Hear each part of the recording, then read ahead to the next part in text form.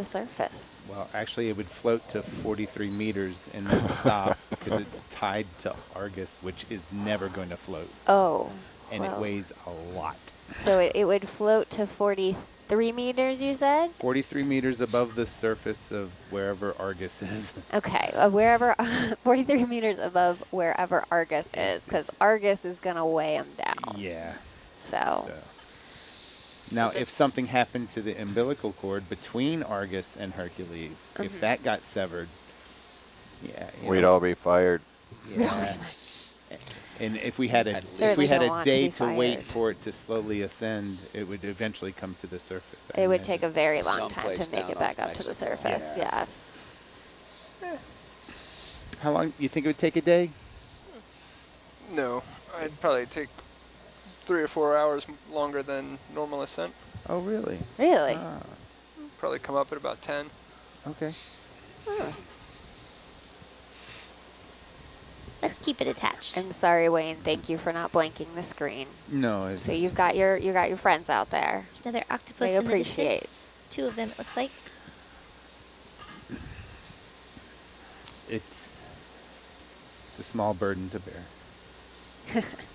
for We this appreciate experience. it. Yeah, I've certainly never been one for puns, but I'm slowly learning to appreciate them, and I do love the ones where they're sort of scientific plays on words where you've got to think about it.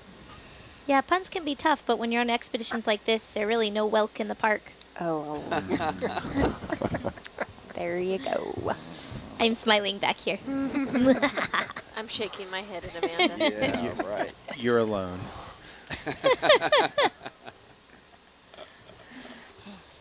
So we've got a few questions about why our octopus are upside down. This seems to be a brooding posture for them. So this is a genus-wide brooding posture of Musoctopus, is that correct? Yes. And so that's why we believe that they're part of that group. So it's a common thing for that genus, but not for all octopus.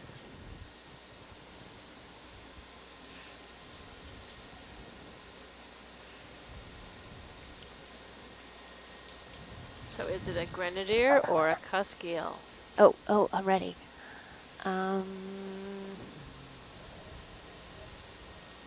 Cusk eel.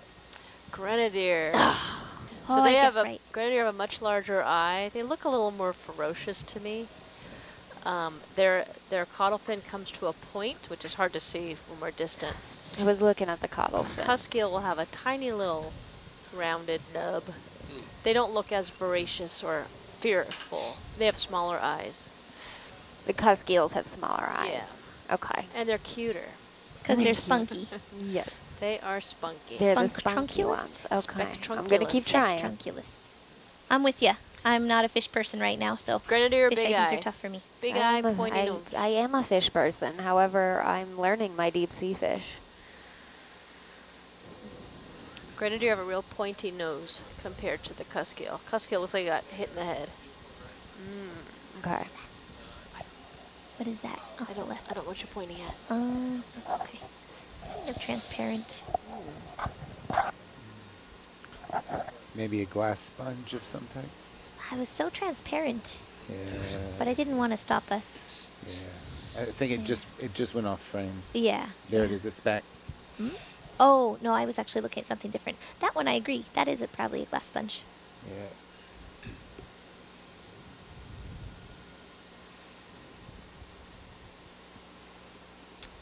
Do we know if grenadiers are found in every ocean? They are Ah. worldwide.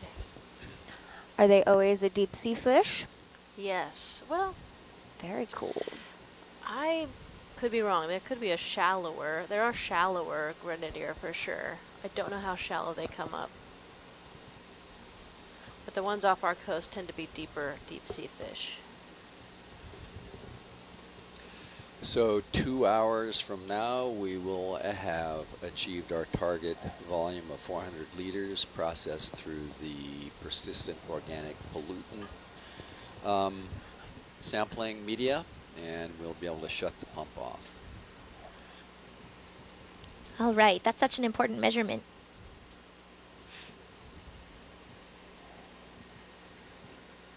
What's that transparent thing behind the Bathy Pathies? That looks like a tuna. Is kit. that- It could be. Is that a Megalodicopia? Predatory tunicate, I'm sorry. This deep? Are we excited or Yes. frustrated with it? We're excited. Excited. Okay. We Sorry. are excited. I don't get frustrated as often as I get excited. That's a very cool thing. Can we zoom on that, please? Looks like you're already... We can with Dan's permission. That deep? Okay, zooming in. Yeah, Dan. look at that. Ah, it's yes. a big hood. That Look at is a predatory tunicate. Wow. Megalodicopia hyans is, I believe, the one that we have on our coast. Full So wide. these guys are carnivores. Most tunicates are filter feeders. But Yeah. these guys draw in water through that big opening that you see. It looks kind of like a mouth. It's not a mouth. And then water comes out through that hole at the top. So they And can... if you haven't been with us for quite a while, these guys are in the same phylum that we are. Yes. They are chordates. Chordates. What is inside of you? Wow. Little green thing. Tiny, tiny friend. So, are these guys considered filter feeders or They are. suspension feeders? They're filter feeders. Well, typically sea squirts are, but these tunicates have given up that filter feeding or supplemented it with predation. predation. So they're pulling They're predators. the, But they're the not water going up through after the bottom things. of The them and things it's are going coming out to the them, top? right? Yeah, so they're sit and wait predators. Yeah. Uh-huh. Gotcha. Very cool. Thank you very much for zooming on that. Oh, man, I've always wanted That to see is one of those. amazing. It also has a sea spider living on it. Yep. Ooh. Or hanging out on it. So the inside of the hood, is it sticky, or how do they capture what contacts them? I think it's the branchial basket, which is the sort of gill basket that they have, and they have a mesh of mucus across that. Yeah. Okay. So, which is very similar to how tunicates filter feed Exactly. too. They pass water past the branchial basket. Thanks for zooming. We can carry on now. Okay, coming by. They pass water past the branchial basket, and as the water passes through that, particles get stuck on the gills, and then the Or on the mucus mucus mesh. net. Yeah, sorry, the mucus mesh then gets moved to an endostyle, I believe. Where it That's travels down the into structure. the gut. Yeah, Yep. endostyle's the right word. Twisted together, it gets spun into a nice thread of food Food mucus. wrapped up in mucus. Yeah. If food gets in there, will it close on it, or just Yes. it will? They No, will- because it's constantly moving, right? Hmm? The mucus net is constantly moving. It is. Oh, but the mouth will close slightly. It has if sort it of gets lips. something that Yeah. is okay. I won't say that it seals. I'm full but now. But it'll fold in. Yeah, a little but bit. it folds in. Stop. Yeah. Yeah. Do tunicates have the ability to sting? Do they have those pneumatocysts? No. They do not. do not. Only cnidarians have nematocysts. So it's a really neat feature because it's something that's really unique just to that group. And so whenever we say, a jelly can sting or a coral can sting, that's a hint that they all belong to the same phylum, Cnidaria. Oh, what is that fish down there? Oh no. Grenadier All or right, Cuskeel? Amanda. It looks I like. think it's a grenadier. Yep. Did he get it? I think so. Yes, and why? Good job. Because it has bigger eyes than And the pointy Cuskeel. nose. Pointy tail. Pointy nose. Oh, and pointy nose. And that octopus is... Can you zoom, please? Mhm. Yeah. I thought I could see it. I think it's a Female. Female. Female. Well, aren't She's you just healthy hanging looking? out. Look at the skin. It's so much smoother between the limbs. So do we Arms. think Maybe this it's a one young is one. not doing any sort of brooding? Is this a different life stage that we haven't seen? Must be younger. Yep. At least it's not brooding eggs right now. We can see that. That's exciting. Hey guys, Yes. I'm here. Hello. Oh, hi. That's what she's saying. Oh, I right? see. I was like, hi, Dane. Thank you for zooming. We can carry She's on. waving. Yeah. She is waving. She's voguing. She's working on her vogue. Oh, we Yeah. were talking about that. Yeah, they have a Vogue. The What's octopus this one does? called? If we Oh, see an the- octopus dab, that would be interesting. No, that would be Interesting. be We must internet admit. breaking right there if we saw an octopus dab. We had a few questions about our lasers. Our lasers are out there so that we can get a good idea of the different size of things that we're looking at. The 2 green beams that you are seeing are 10 centimeters apart. So you're able to kind of measure things where you take picture and use that measurement and be able to further measure different parts or the whole part of each creature. And Bobby made me laugh, so he definitely gets this one read. He said he went on a blind date with a chordate.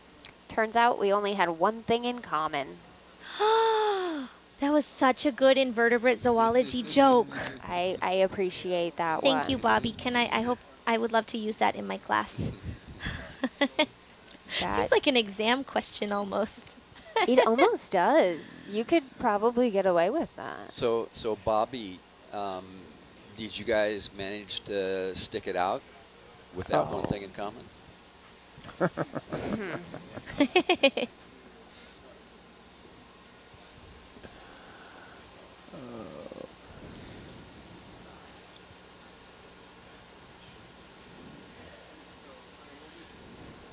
People are loving seeing all of this different diversity of life that we're talking about and seeing as we explore here on Davidson Seamount. Thank you guys so much for tuning into Nautilus Live. We've got people from all over the world.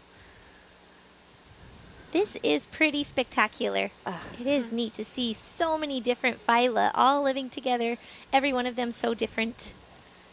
It is amazing. This is just absolutely wonderful to see, guys. I'm so excited. I'm not jumping down in my chair or anything. Don't worry about it. I have jazz hands. It's okay. You can do it too. Okay, perfect. Ooh, jazz hands is a good idea. I definitely am just tapping my feet in excitement because this is beautiful. Absolutely wonderful to be able to explore such an area of the world or of our planet that we just don't know all that much about. Remember, guys, we haven't discovered this until about a year ago, and this is one of the first few times, third time I believe that we're seeing it. So we're exploring and you guys are joining in right along with us. We'll see what we can find. Oh, and Bobby says absolutely that you should use his chordate date joke. Thank you, Bobby. That's fantastic. Is this a bamboo coral? Like a single stalk? This is Lepidisis. Lepidisis. I have to remind bamboo myself coral? what family Push in it a little is. there. Wait, please. Zooming in. Can you tell us a little bit more about what makes it a bamboo coral? Yeah, hold what you got there. Yep. Perfect, thanks. Is it in fact a bamboo? I'm just double checking my notes. I'm not sure about that. We're not sure. Oh, okay.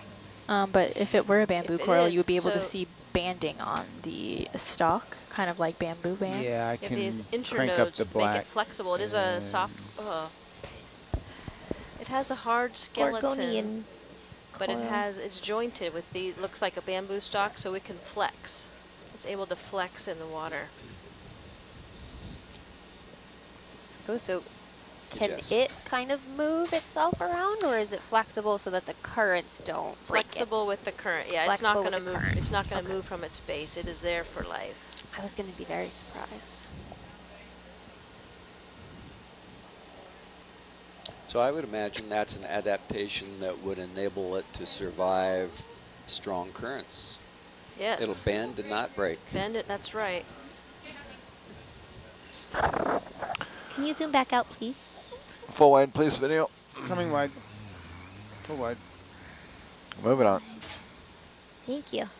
We have a clarification here for us Americans. The 10 centimeters is about 4 inches apart. Is that correct? Yep.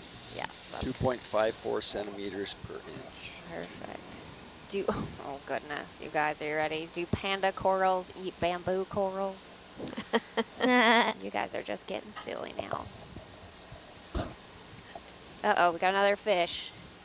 Who is it? How big are the eyes? Are they big small or eyes? big? Is the nose pointed or not? I would Yes. say yes. And tail is very pointed. And I it's would a- say big eyes are eyes big. and pointed nose. It's a grenadier. That is grenadier. That is Coryphaenoides armatus, the abyssal grenadier. And Armadas, why such a good name. grenadier? Why, as opposed to The Why name? are they named grenadier? I mean, it's A looks grenadier, like Grenadier- is an implement of war or a Grenadier, soldier or yes, something? Yeah. Grenadier are soldiers, and I don't know why. If they're soldiers of the deep, I don't know. Mm. They have these big heads. Maybe it's part of armor or something. Mhm. I'd have to double check that. I don't know. Ooh, it looks like we're coming up on another patch where there's venting. Yeah. It looks darker, like there's Yep. less deposition on the rocks. You see more octopuses, some of those orange anemones, and it's a little And too far a- to see whelks, but And a feather star I'm going to guess there are whelks or there. crinoid. Did you say you saw eggs already? Ooh. Let's see. I don't see them yet. I don't, not yet. Posture of 3 of the octopuses have that brooding posture. Yeah.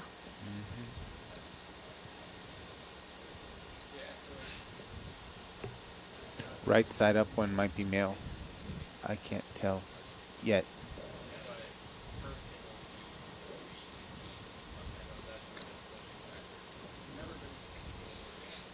Looking for shimmering in the water and also any evidence of eggs beneath any of these octopuses. I'd be surprised if we didn't see both. Same.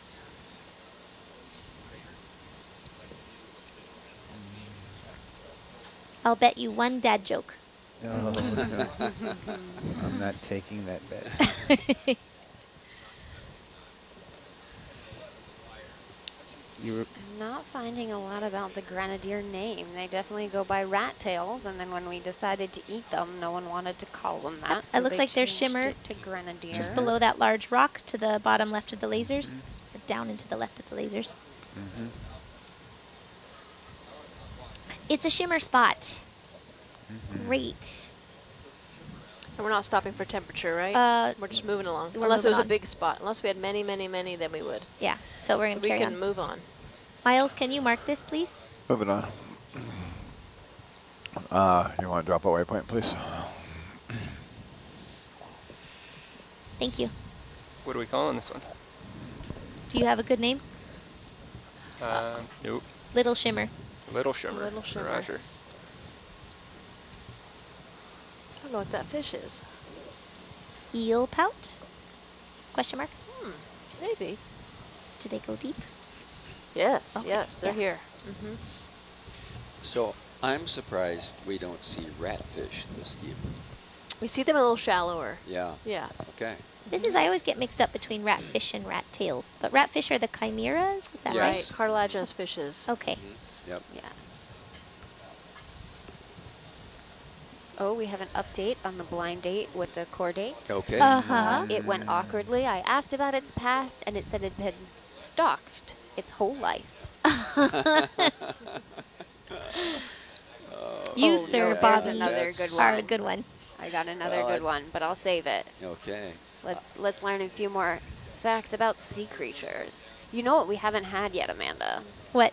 We need your favorite sponge fact for this watch. Mm. But we do have a fish test here. Oh, Well, fish fish ta- test. Oh, So what is it?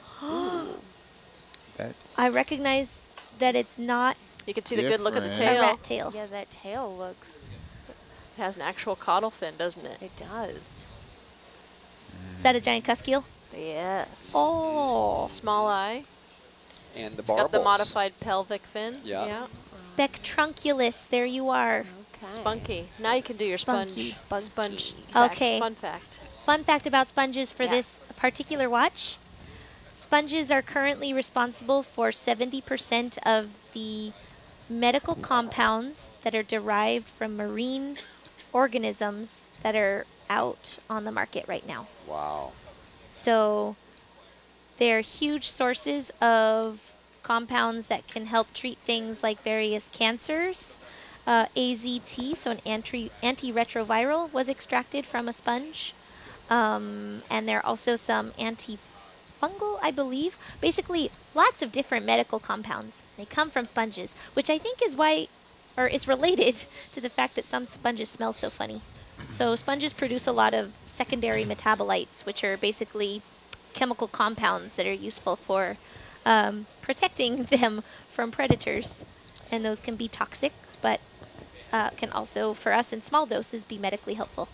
That's a beautiful xenophyophore. Are we looking So, at the fish? Amanda, I am. Oh, Amanda, that's We can not to look at say both. that They are we are lovely. harvesting sponges for these compounds now. correct. So typically the path that sponges go down is that people explore, find a sponge, and they do collect it, and they will separate it into a couple of its different components and then test those against cancer cells. So that was just done recently for a deep sea species, Latronculia austini, and it was found that that species could kill human pancreatic cancer cells. And so they then would take that extract and start to try to figure out what molecule is responsible for that bioactivity. And then they give it to a synthetic organic chemist, which is someone who can build organic molecules, and they figure out a way to synthesize that. And then finally it can get tested on through the sort of medical pathways to see if it's actually effective as a treatment. So they replicate it in the lab rather than harvesting more and more and more of it. Yeah, it's hard to farm a sponge anyway. Seems like most operations that I've read about in publications, the sponges do well, they're fine, they all catastrophically die, and it never quite knows what happened. So, But the alternative is you just go and collect them from the ocean and extract their compounds and that is, keep collecting from the ocean, right? you know, that's an option, but you're not going to get very many with their growth rate. Absolutely, So right. We've Yeah. run out of sponges. Right. Yep. But we would that's run out of sponges. that's a way of thinking that there's this incredible palette of biologically active compounds out there that are hidden in all these different plants and animals. Absolutely. Think about how much the ocean can help us. We Yep. just have to learn more about it. Yep. So while we're talking about sponges, what defines a sponge as opposed to other sea animals? What are let's go with 3 unique things about a sponge. Okay, well, all sponges share the same common ancestor with each other, and that's something that's important that we try to do for every group. And so, because they have a common ancestor, they therefore have some shared features. So when I was talking about cnidarians, their shared feature is the nematocyst, that stinging organelle. For sponges, the characters that they have are the way that their body is arranged for filter feeding and the cell types that are involved in that. So they have a specialized cell type called a choanocyte. Choano means collar and cyte means cell. So these collared cells have a ring of microvilli, which are like little finger-like processes. And there's a flagellum in the middle that beats, and that beating helps to draw water past the microvilli and mucus that sits on those. And through that process and through the arrangement of the sponge, it's able to capture food and pump water through its body. So the choanocyte is a very iconic cell type that you'd find in a sponge. The other thing that sponges are well known for is how, we often define them by what they lack because they're so different from us. So we say they lack a gut or a digestive system per se, or a nervous system, and so they're missing a lot of the things that we expect to see. And so those shared missing features are also something that we use to recognize a sponge. But I will say it's not that they can't have those, it's that they've never needed them in their particular evolutionary path, or it's never become a selective feature that's gotten brought out. So what about tissue layers, different kinds of tissues? I specifically didn't mention that because I have strong opinions about this that Well. differ from the books. So Okay. a tissue traditionally is defined, or I guess in the most basic form, is defined as something where you have multiple cell types that are all working together to some larger function. And so a tissue is not a single cell, it's many cells that are, in a layer. So like your skin cells lining the surface of your epithelium, that's a tissue. And your skin has a layer of cells and then a basement membrane below it. And a lot of invertebrate zoology texts say that since sponges lack that basement membrane, they can't have true tissue types. But I would argue if a tissue is just many cells working together to some greater function than an individual cell, then sponges absolutely can fit that definition, because those collared cells, the choanocytes, don't pump water by themselves. They sit arranged in a very particular way in a chamber, and that chamber is arranged so that the water will pump through correctly. And so those cells are working together in a larger sort of configuration than each individual cell could work. That's So great. it's a long Yeah. answer. But all, and No, that's also, perfect. despite having no basement membrane, freshwater sponges are able to maintain a different concentration of ions inside and outside of their body. Because Wow. if you think in fresh water, we turn like prunes after we swim for a while, right? Our skin gets all wrinkly. That's because the water is seeping into our bodies through our skin slowly. But that's why we get all wrinkly. And so our cells have to constantly pump that water back out. And so freshwater sponges have that too, where their cells are more salty than the water around them. So they're constantly getting water sort of infiltrating their bodies. But they're able to maintain the saltiness within as a different salinity as what's outside. And so Wow. that's also functionally what a tissue layer could do, like an epithelial layer. See, I told you, don't get me started. That's a pretty complex function. I think that's pretty interesting. Yeah, absolutely. Definitely sounds like they fit the definition of a tissue for me. Yep. I would agree with that. So we have Colby watching at home, and his request for his birthday was to have a bigger TV so he could watch Nautilus live better, and he got it. So Colby. thank you Yeah. so much, Colby, and happy birthday. Happy birthday. We appreciate Happy you birthday. watching Nautilus live. Maybe you can come out and join us sometime. Colby, we're almost birthday twins. My birthday's on Wednesday. There's also a patch design contest that happens every year. Oh, that's a great idea. Colby, you should take a look at that. We do. We have a patch design contest for every year, a different patch. So you can create it and submit it to us. There have been some amazing designs.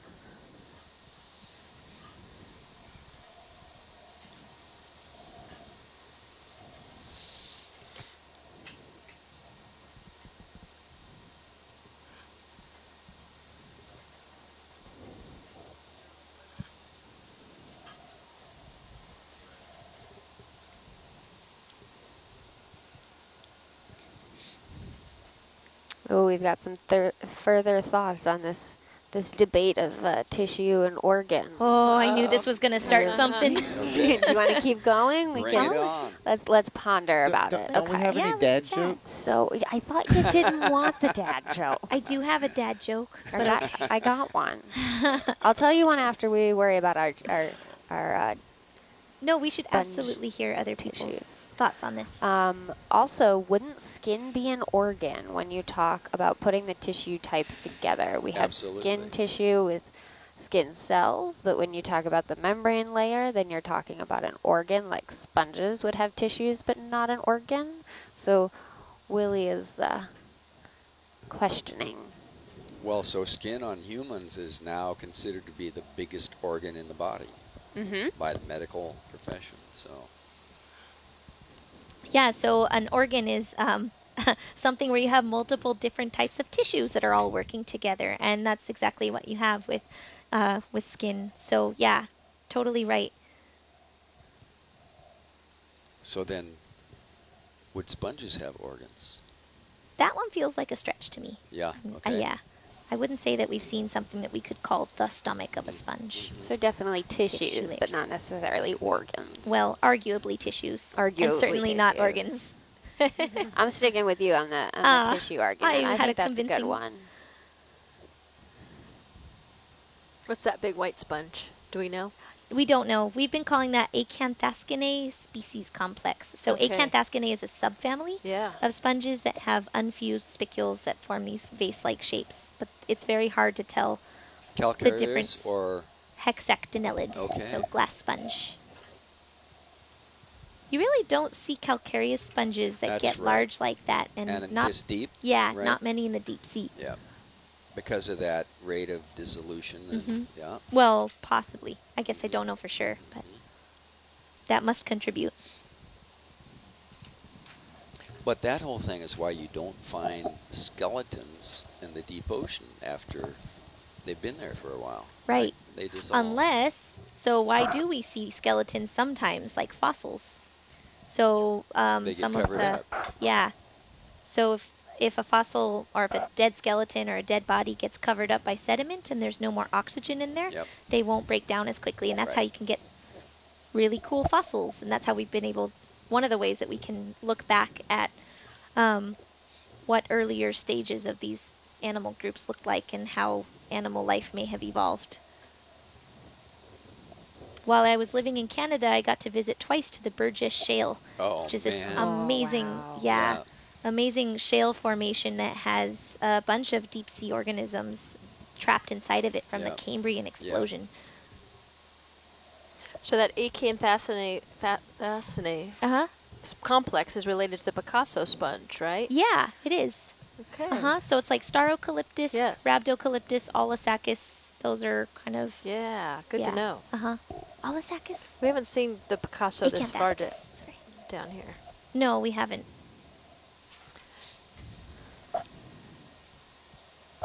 So I have a question. I think it fits in with what we're talking about. Is Proterospongia an actual sponge or a choanoflagellate colony?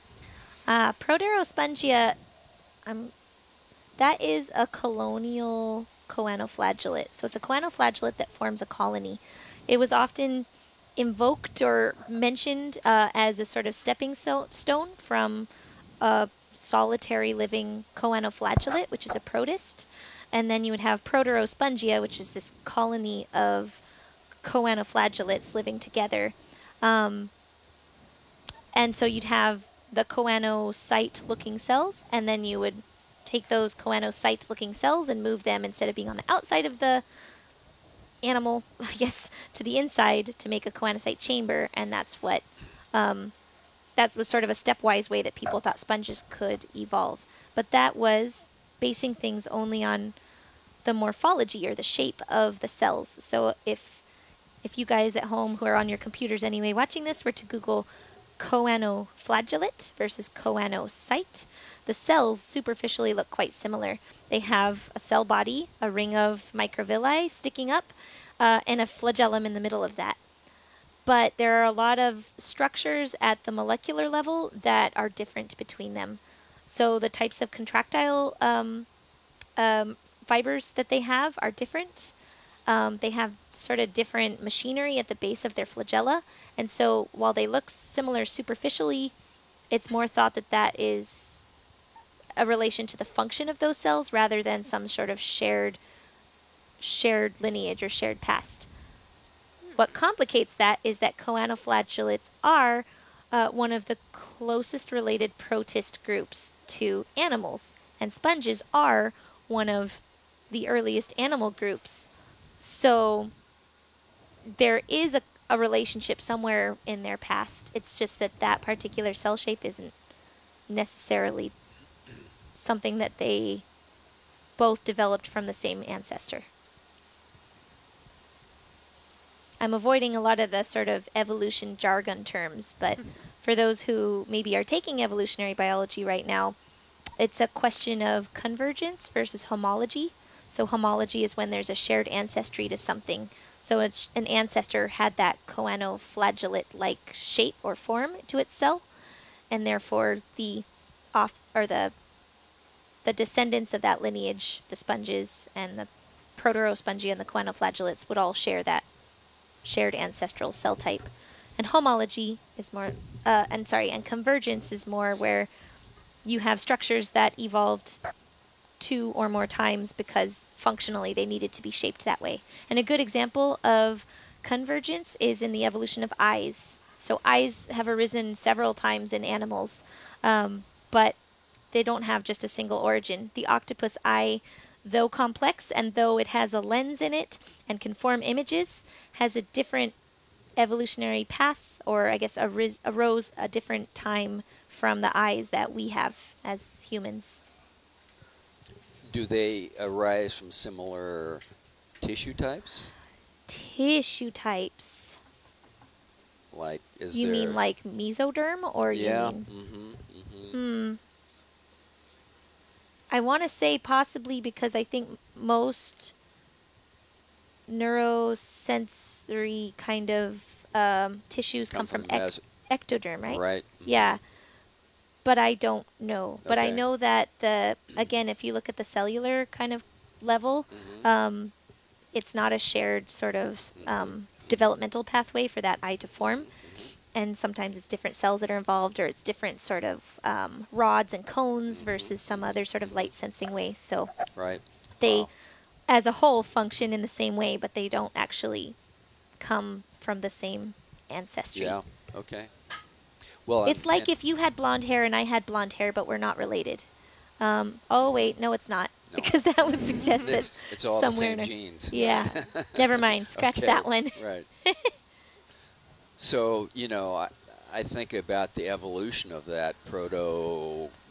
Proterospongia. Yeah, Proterospongia. And what was the adaptive advantage to coming together? And was that just a chance, like two stuck together, and so they did better than the ones that didn't stick together?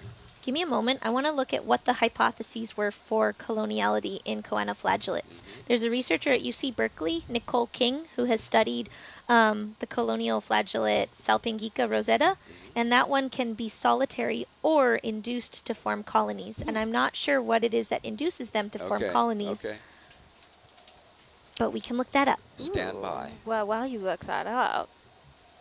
Oh, my joke disappeared. Where'd it go? No, you said you had it. Oh, I got it. Don't you worry. It didn't go all that far. Boo. Boo. Yeah, I know, Wayne. You're such a good sport, Wayne. Yeah, thanks, Wayne. Here it is. How do you know it's a dad joke? I don't know. Dad or bad? Dad. Dad. You got me. Ask the kids. The punchline is apparent. Ah. It's so good. Wayne is groaning. Wayne. I thought that was very clever. So we've got a student in Mississippi. Hello, I actually live in Mississippi. What's going on? Doing a research project on Nautilus. If anyone can help with my question. Ooh, we got Nautilus trivia going on. I think anybody in the van can answer this one. How did EV Nautilus get its name? That's on you, crew. Well, I know where the E and the V came from. Okay. That's expedition vessel. Exploration. Exploration vessel.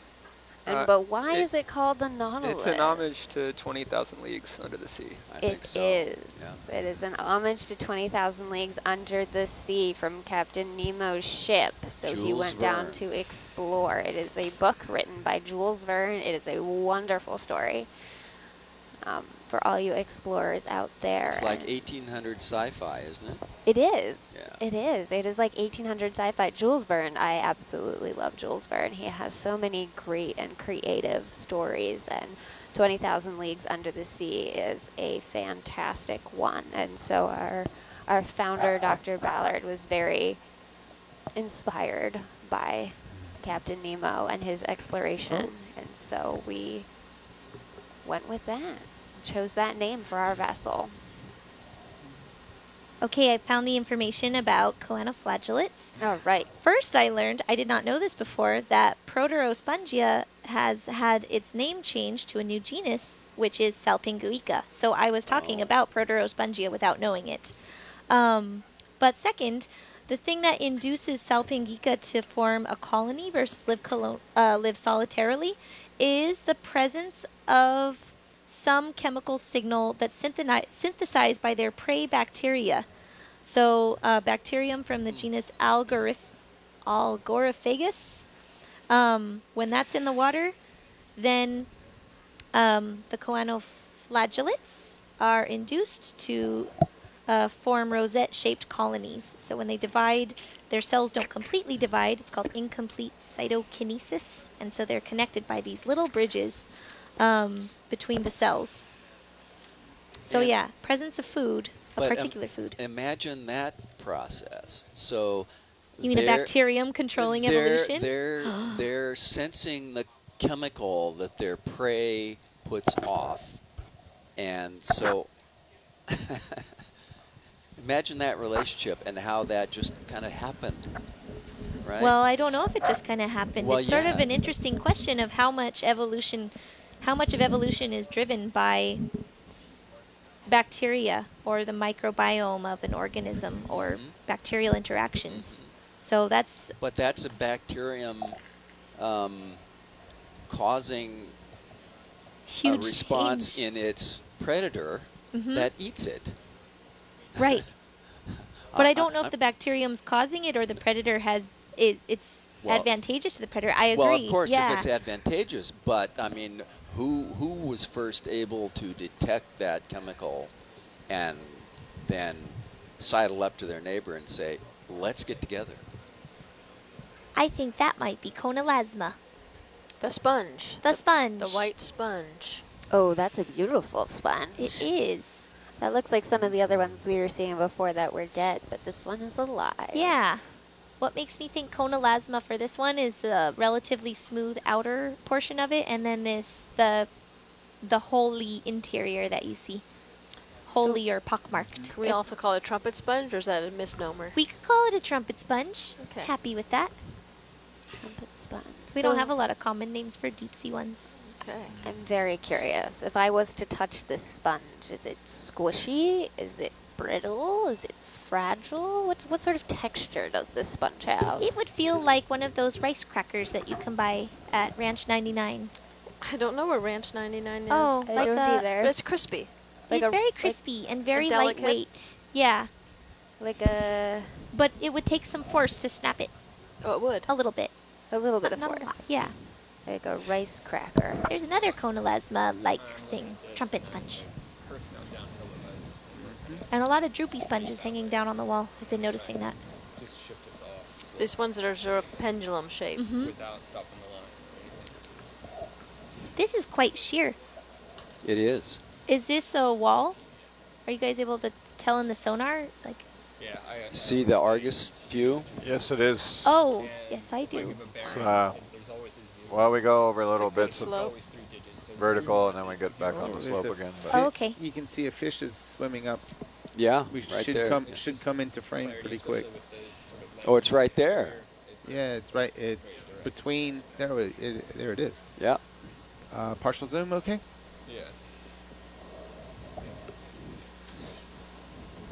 Sometimes these grenadier have hold off. parasites or isopods hanging off of their dorsal fin. And also fungus at the base of the dorsal fin. So it's Uh-huh. white there. Sometimes Is that's a that- fungus. Okay. Linda and I have been trying to annotate all the Mbari video and see where the fungus fish are coming from, if they're one species or another. Hmm. Is that a recent do a phenomenon? partial zoom there if I you don't know want. if it's All right. recent. Let's see what we can It's just get. something we've noticed. Yeah. That's good, thanks. Wow. Thought we'd take note of it. Yeah. And has somebody cultured the fungus? It's got a, You know, Jeff Drazen may have Crinoid taken at from the top Mbari of now in that. Hawaii. He may have taken some off. that's Okay. a beautiful view. Thank you. Boy, it's really close. Okay. Thank you. You're welcome. You just want to snuggle up in there, but it's not very comfortable, I'm sure. It doesn't actually look very Be comfortable. like no. One's a little sleeping on a Brillo pad. crunchy. What are those sort of finger-like projections that are coming down from underneath the rocks? Sponges as well. Those are sponges as well? They are. Yeah. I don't know who. They're little brown tubes. It's a stalked sponge there. Yeah. That might be that Saccocalyx that you had in the book. Looks like a rose. Yeah. I see some xenophyophores. What's that round thing? It almost looks like I don't know, what a is that round Macy's thing? Thanksgiving Day parade What balloon. is that? It does. Can you guys zoom on That is a that good brown round description. thing that is at the same height on the screen as the lasers, but to the left? Yeah, can do. Go ahead, Wayne. Zooming in on round brown. Brown potato. Potato, potato. Hold what you got Oh, there. it's a heart urchin, Is Right it? on. isn't it? Looks like a coconut. It's I think is you're a right. heart Those urchin. are That's a heart spines. urchin. Yeah, wow. Okay, push in there, Wayne. Great. Urchin. And we have Good, observed thanks. that before, but that's great to wow. see again. Great. Wow. Mhm. Very Yeah, cool. so heart urchins or irregular urchins are more commonly found in the deep sea. I have never seen one. Wow. Cool. Say So that they're anymore. detritivores too? They They are. Yeah. And these guys have still pentaradial symmetry with their respect to their tube feet. No, I don't even think they have that. They're sort of This is bilateral. Cystocrepus setagira. Okay. Oh, Cetitura, because it's got like hairs. Ceti. Yeah. The hairy urchin. I would translate that Latin name to be. All right, thank you for the zoom. Looks like a furry potato. Wow, Yeah, what does. is right. that sort of like purpley thing right where the lasers are? The purpley thing was an acorn worm. It was an acorn And it worm. was pooping, so you could see this sort of spiral of fecal pellet coming out the back end of it. Well, thank you, acorn worm.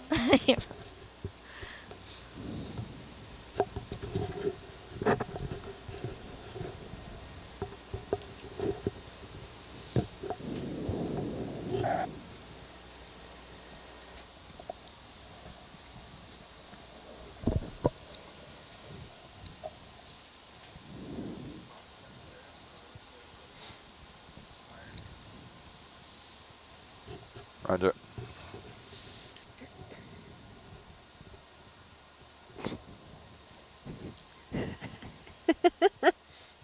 So we have come out here with geologists from Mbari, and they're studying rocks and the volcanic age of the seamount. But once in a while, they'll find a coastal rock out here, and I think they call it erratic. And the reason it gets out here is that marine mammals, like sea lions, will use them as ballast from the coast, come out here and spit it out when they don't need it anymore, or pass it.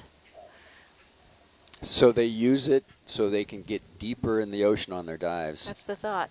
Like pearl divers holding rocks to go down. Wow.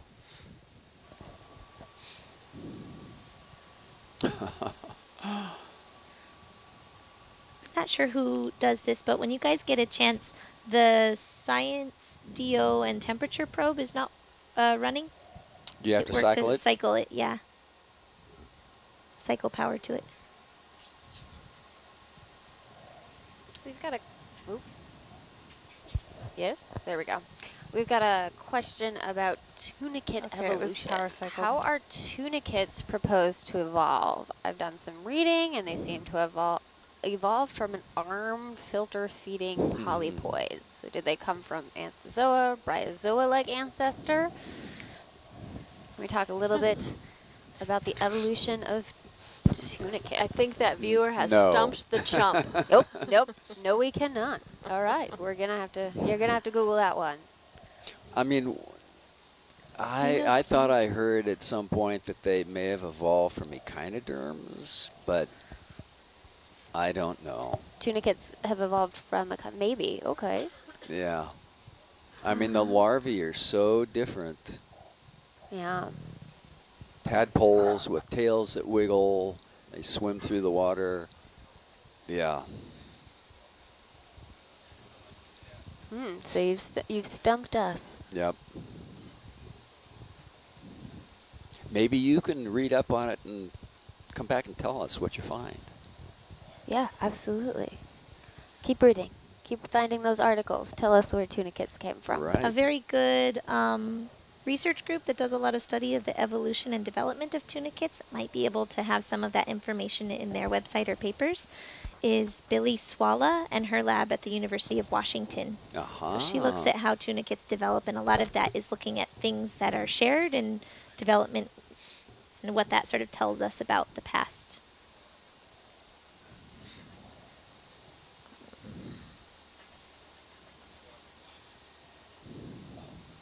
But sorry, I don't know that answer either.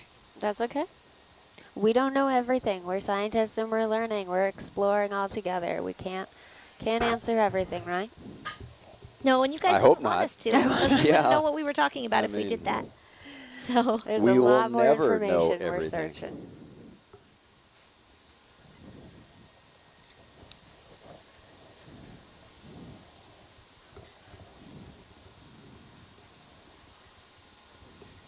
Oh, here comes another fish.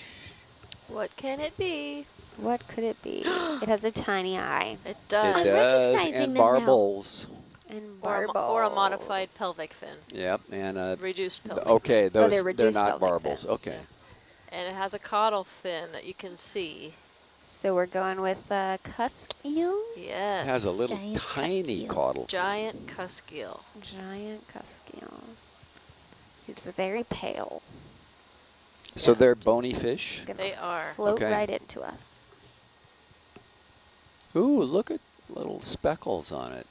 Ooh, You can see his lateral line as it Yes, disappears. that's Now right. just run right into us there. bonk. Hopefully he swims away.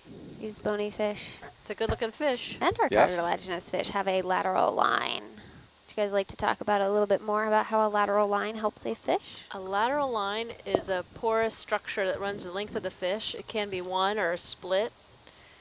And it has, I'll say hairs inside there, and it can detect movement. And then one of And those pterasters. And those Purple, lateral line hairs can deliver sound and pressure, I don't know, it's pressure, to feel movement around it. So it uses that for leading up to the ear bone for balance, but also to detect the presence of other organisms around it. Okay. So it's a line on the side of their body that allows them to kind of figure out the vibrations and the movement of the water and the pressure around them. Yes. And it's kind of open to the water outside, right? Yes, Yep. yes. Mhm.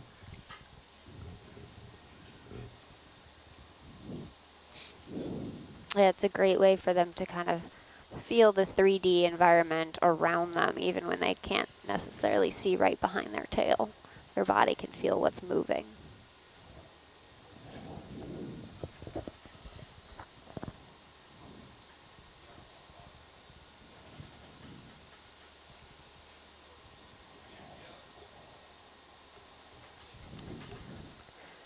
So while we're diving, besides temperature, what sort of dating are we collecting? What are some of the things we have sampled so far? Hold on, we're having a small science chat. We'll be right back.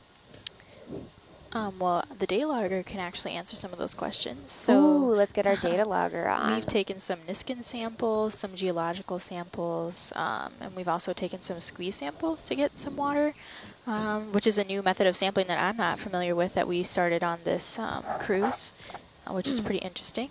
We're also looking to collect some sponges to help with studying the taxonomy and identify these sponges further, which is something that Amanda could talk to you a lot more about.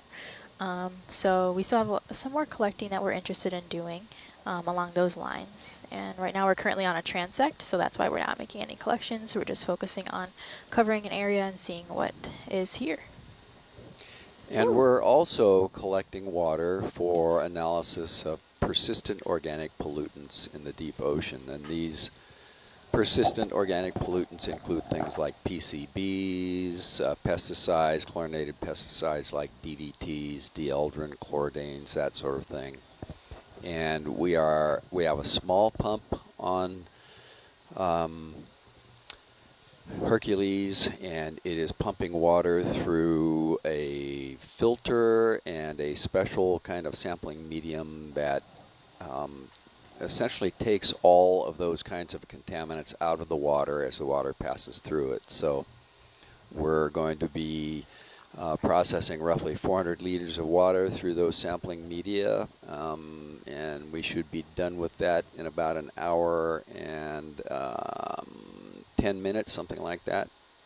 And then we'll take those sampling media into the laboratory, extract them with solvents, and be able to determine the concentration of those contaminants in these deep ocean waters.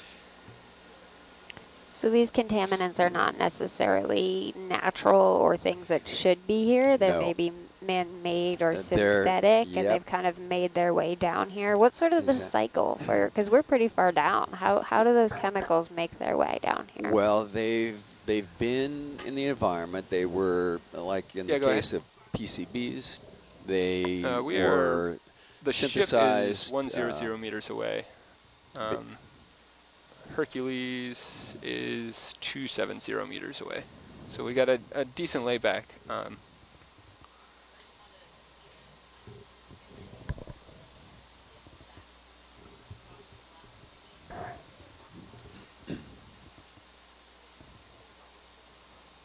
Um, 5, 6.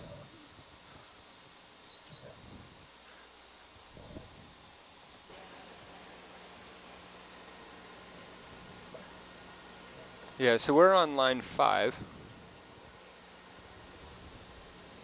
We did the one to the west. We did line 4. Line 6. Roger. Downhill. Right. Copy that. Do you want to make it all the way to the end? Roger that. Okay. Two things we didn't mention that we do also record are oxygen levels and salinity. So, yes. Sorry, did you hear me? Okay. Yeah.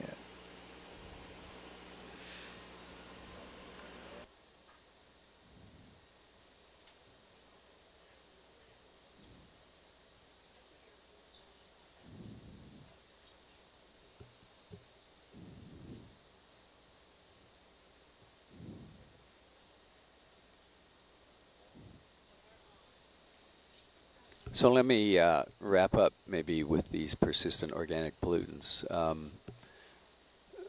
They have been created for industrial purposes, for agricultural purposes, and used widely on land. And they tend to wash off the land. Most of them stick to sediment particles, so when you have erosion in places where these have been used, the pollutants wind up in the ocean, and over time they diffuse throughout the ocean. They tend to stick to sediment particles, so those that are stuck to sediment particles settle out in the ocean, and due to sort of complex factors and processes on the Earth, we tend to see higher concentrations of these actually in polar regions than we do in temperate regions. So they're spread all over the planet, and we've seen very high concentrations from time to time in Monterey Bay, and so we're sampling them here in the deep ocean to see if we can learn more about whether there's a connection between concentrations in the deep ocean and those that we're seeing in surface waters in Monterey Bay. That's really interesting. So keep that in mind, you guys. The things that we use on our planet and on our ground and can end up in our ocean and can make a big impact in what's living out down there. But I know we have some fantastic people that are all excited about the environment as they're tuning here to Nautilus Live. That's great. Thank you guys for joining. We really appreciate it. We're here at Davidson Seamount in the National Marine Sanctuary. It is beautiful. We have seen all kinds of different creatures, corals, anemones, octopi, octopuses. We'll get out of that debate later. We see some sea cucumbers, some sponges, some squat lobsters. It's been a fantastic dive so far. While we talk about the plural of octopuses, or before we do that, we've got a question of what do these octopus eat? So we don't know a whole lot about this current species of octopus. And while they're brooding, the mothers are not eating. They're using all of their energy to protect and ventilate their eggs, so they're not eating. Our other sort of coastal shore octopus will eat crabs and a number of different invertebrates, maybe some small fish, but we're unsure of what this species would love to chow down on. Earlier today, we saw an interaction between a brooding octopus, brooding eggs, female, and one of these whelk snails that we find across the bottom here.